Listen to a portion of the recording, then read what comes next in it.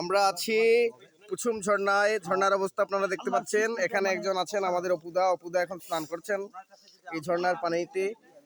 ঝর্ণা কেমন লাগছে? ঝর্ণা এসে খুবই সুন্দর ঝর্ণা, না আসলে মিস করবেন সবাই জীবনে। এরকম উপভোগ করা খুবই কঠিন কাজ।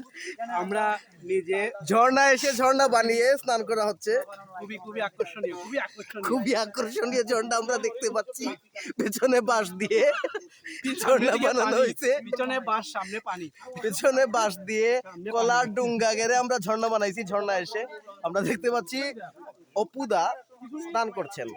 খুবই মজা। খুবই মজা। আসুন, আপনারা আসুন সবাই, এরকম ঝর্ণায় ফ্রিতে স্নান টান করে যাবেন।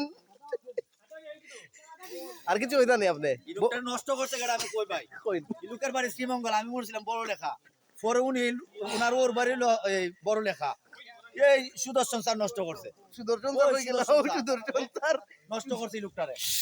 সুদর্শন এবং স্যার একটা কথা কই দিই, ভবিষ্যৎ কই দিই, সুদর্শন স্যার আমরা বোধ বাড়াতে ফ্যামিলি নষ্ট করবো। এটা আমরা লিখে রাখুন ভাই।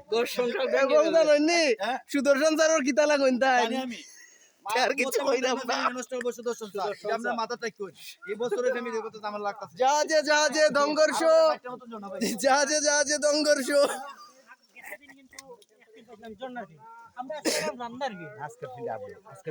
আসলে প্রকৃতি তাইলে এক এক ভাবে এক একটা ফিল। আসলে এটা যেমন ধরো আমরা বুঝি সুদর্শন স্যারে নষ্ট করিলে এরা, স্যার আপনি বুঝি সবাই নষ্ট করিলে এরা।